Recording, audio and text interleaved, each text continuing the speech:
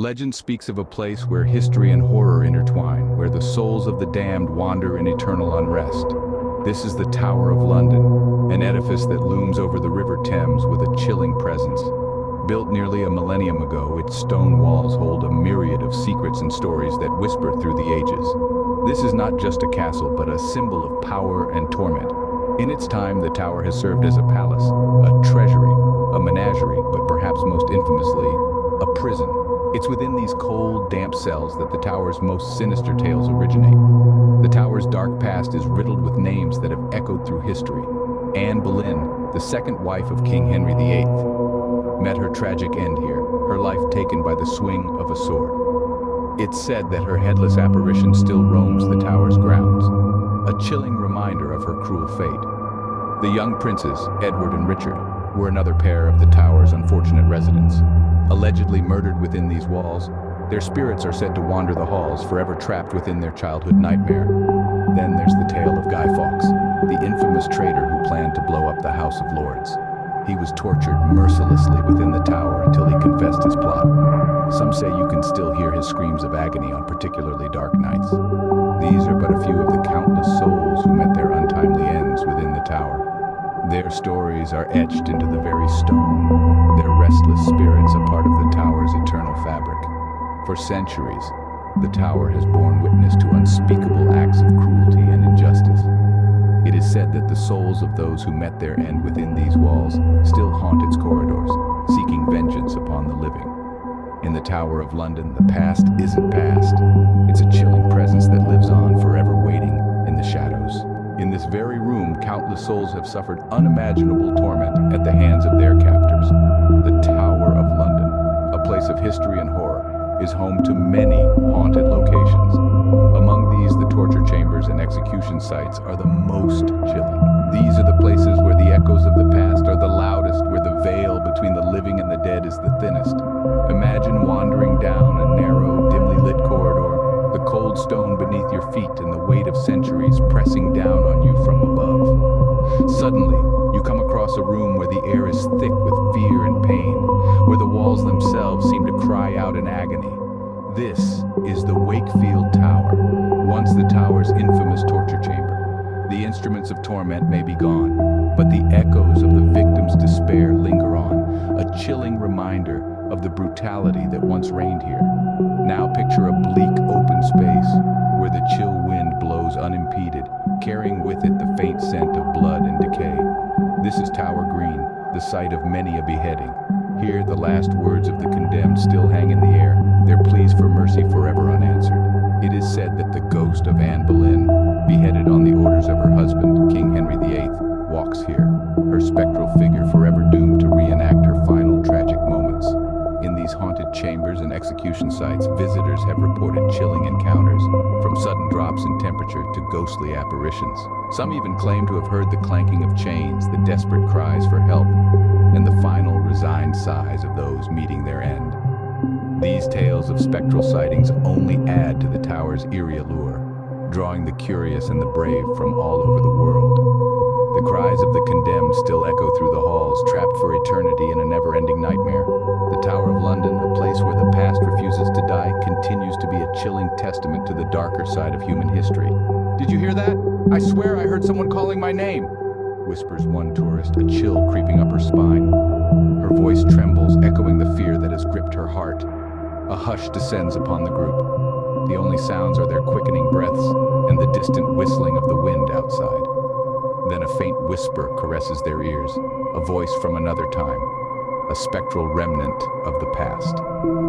Suddenly, a ghostly figure appears before them, its form barely visible in the dim candlelight. Clad in tattered rags and heavy chains, it looms ominously, its presence a chilling reminder of the tormented souls that once roamed these halls. "Beware, mortals," it warns, its voice a haunting melody that sends shivers down their spines. "For you tread upon sacred ground. This is a realm of sorrow and suffering where the darkness of the past lingers like a curse." The tourists freeze, their eyes wide with terror. The ghostly figure continues, its voice growing louder, more insistent. "Leave this place," it commands, "or suffer the same fate as those who came before you." A deafening silence fills the chamber as the ghostly figure fades into the shadows, leaving behind only its chilling warning. The tourists, their hearts pounding in their chests, turn to leave, their hurried footsteps echoing through the silent corridors. But even as they flee, the echoes of the past follow them. The whispers grow louder, the spectral figures' haunting laughter ringing in their ears. They are no longer just tourists in a historical fortress. They are unwilling participants in a ghostly encounter, trapped in the chilling narrative of the tower's dark past. Beware, mortals, for you tread upon sacred ground. Leave this place, or suffer the same fate as those who came before you. The ghostly figure's warning resonates in their minds, a chilling reminder of the tower's haunted history. The encounter leaves them with an eerie sense of dread, a feeling that the spirits of the tower are watching, waiting, ever vigilant. The tourists scream in terror and flee from the chamber, but the ghostly figure follows close behind, its haunting laughter echoing through the tower.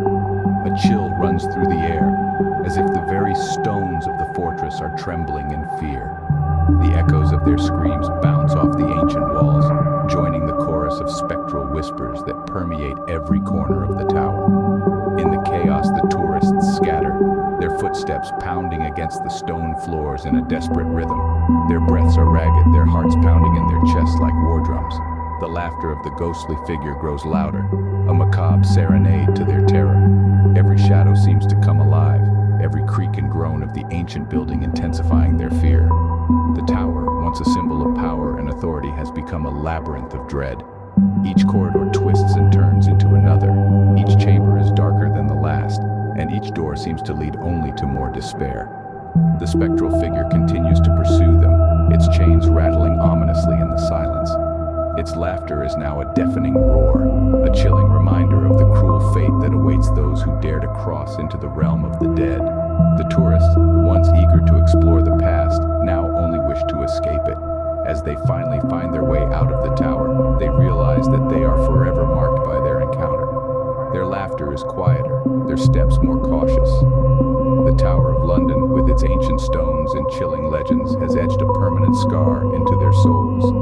But even as the tourists flee in terror, the spirits of the tower remain ever vigilant, waiting patiently for the next unsuspecting soul to wander into their domain. For in the Tower of London, the past is never truly dead. It simply waits to claim its next victim.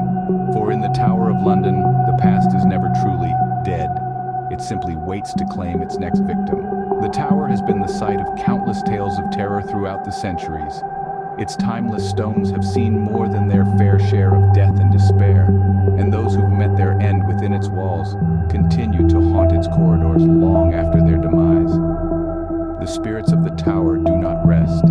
They linger in the shadows, forever bound to the place of their torment. Their spectral forms are glimpsed in the flickering torchlight, and their chilling cries echo through the empty halls. Yet it's not just the condemned who haunt these ancient walls. The spirits of those who wielded power here, who carried out the cruel sentences, also remain. Their guilt and remorse, too potent to be silenced by death, add another layer to the tower's spectral chorus. These apparitions, these echoes of a brutal past, serve as a chilling reminder of the tower's grim history. They bring an eerie sense of reality to the tales of horror that have been passed down from generation to generation. The Tower of London is not just a monument to the past, but a living, breathing testament to the countless lives that have been forever marked by its dark legacy. It is a place where the line between the living and the dead is blurred, where the echoes of the past continue to reverberate in the present. Indeed, the tower's haunting is unending. It transcends the boundaries of time and space, persisting through the centuries, a constant reminder of the human capacity for cruelty and injustice. And so, as the moon casts its eerie glow over the tower's ancient stones, the spirits continue their eternal vigil, waiting for the next unsuspecting soul to enter their realm. For in the Tower of London, the past is never truly dead. It simply waits to claim its next victim. The screen fades to black as the laughter of the ghostly figure fades into the darkness, leaving only the chilling silence of the tower behind.